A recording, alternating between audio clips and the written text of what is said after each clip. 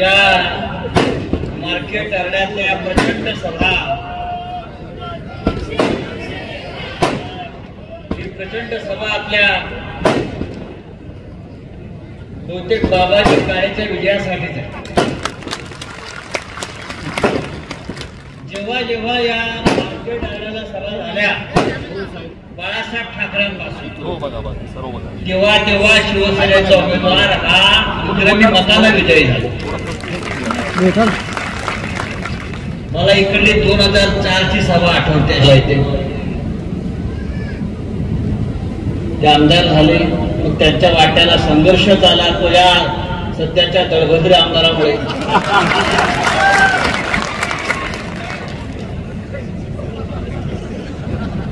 इकडले तुमचे माजी खासदार पळून गेले पुण्याला पाय लावून. त्या गद्दाराची काय अवस्था झाली आपण पाहिलं. पण याही परिस्थितीमध्ये खेड, आळंदी, चाकण इकडल्या शिवसैनिकांनी छातीचा कोट करून संघर्ष करून उद्धव ठाकरे यांच्या नेतृत्वाखालची शिवसेना ही टिकवली, वाढवली. आणि आज ती वेळ आलेली आहे की विधानसभेचा आमदार सुद्धा शिवसेनेचा करून आपल्याला 23 तारखेला आणि पुढे 26 तारखेला या राज्यामध्ये उद्धव ठाकरे साहेबांच्या नेतृत्वाखालचं सरकार आपल्याला स्थापन. मी आता येताना पाहत होतो चाकण MIDC चांगलं.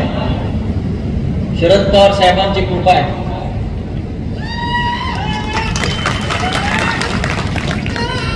औद्योगिक विकास कसा करावा, नोकऱ्या कशा आणाव्यात या भागामध्ये, हे त्या मिंदेला आणि फडणवीसला जमणार नाही. त्याच्यामुळे आपण शरद पवार साहेबांचं जे नेतृत्व आहे या भागात महाराष्ट्रात, त्या नेतृत्वाचा आपण पुढे असणार. इतकी मोठी MIDC उभं करणं आणि जगातल्या ऑटोमोबाईल कंपन्या या भागात आणणं हे सोपं काम नव्हतं. हे मी यासाठी सांगतोय बाळांनो, आज महाराष्ट्रातला उद्योग, महाराष्ट्रातल्या नोकऱ्या आपल्या महाराष्ट्राच्या बाहेर गुजरातला घेऊन चाललेल्या आहेत. आणि मला भीती वाटते उद्या या चाकणवरती यांचा टोळा जायला नको आणि चाकणचा ऑटोमोबाईल उद्योग सुद्धा गुजरातला जायला नको. आज राज्यातली प्रत्येक गोष्ट गुजरातला चालली, मुंबईतली चालली आहे, पुण्यातली चालली आहे, नाशिकची चालली आहे, नागपूरची चालली आहे. महाराष्ट्राला आणि मराठी माणसाला भिकारी करण्याचं काम चालू आहे.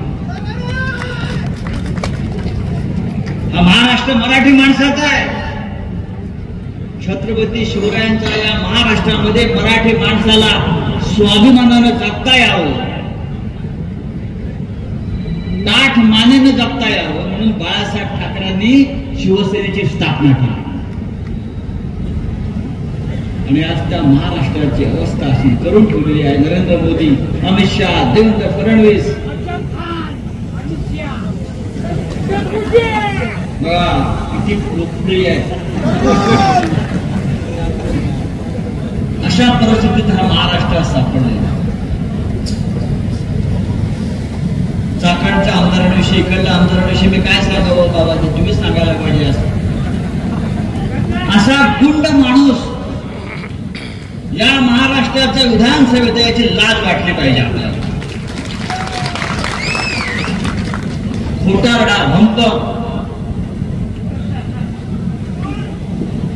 एक नंबरचा गुन्हेगारी वृत्तीचा हा माणूस, आपल्या सहकाऱ्यांचे खून करणारा माणूस,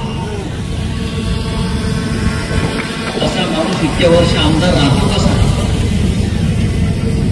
या चाकणमधून खंडणा गोळा करणारा माणूस इंडस्ट्रीमधून.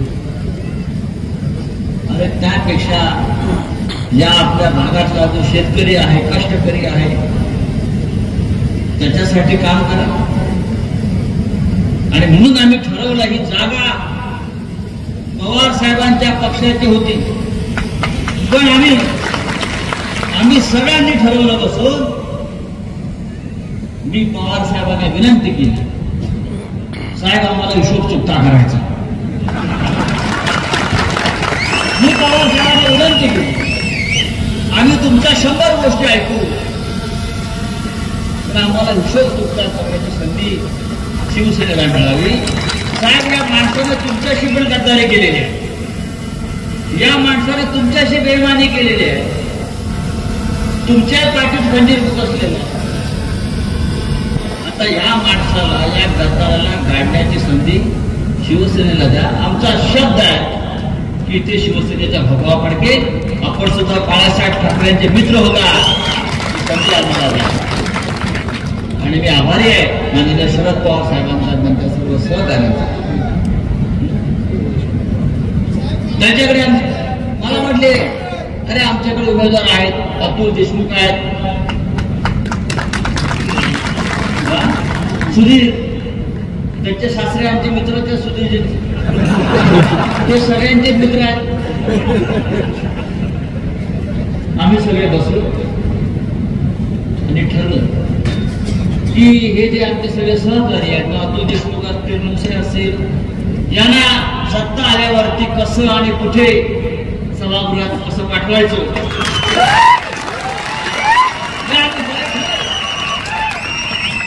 पण आम्ही एक आहोत.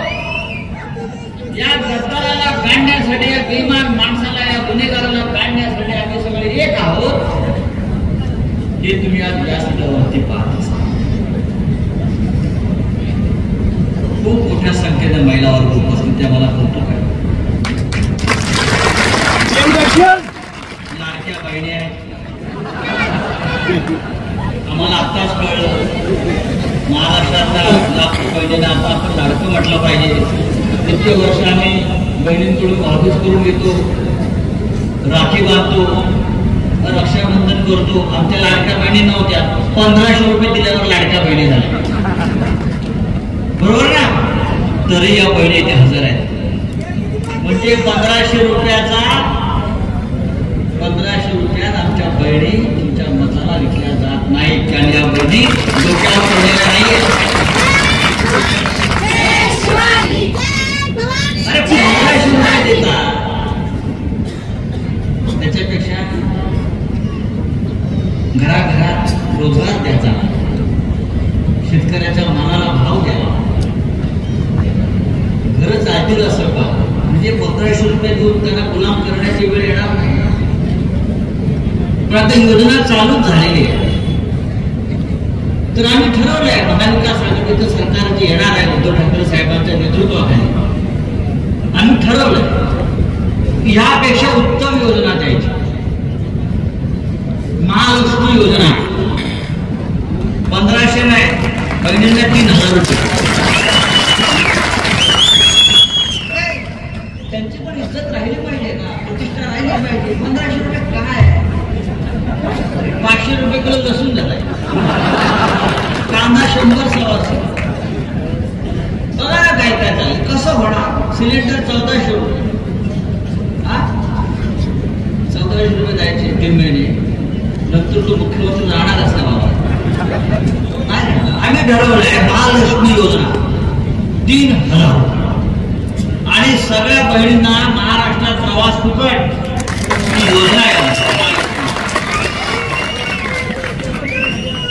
शेतकऱ्यांचं कर्ज माफ 3 लाखावर.